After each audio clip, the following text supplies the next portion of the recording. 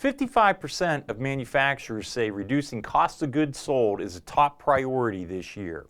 COGS is made up of three main components: materials, labor, and overhead. But let's concentrate on lowering material cost. First, apply the 80-20 rule. Focus on lowering conversion costs for the 20% of products that drive 80% of the revenue. Next, expose and quantify the controllable yield loss along the value stream.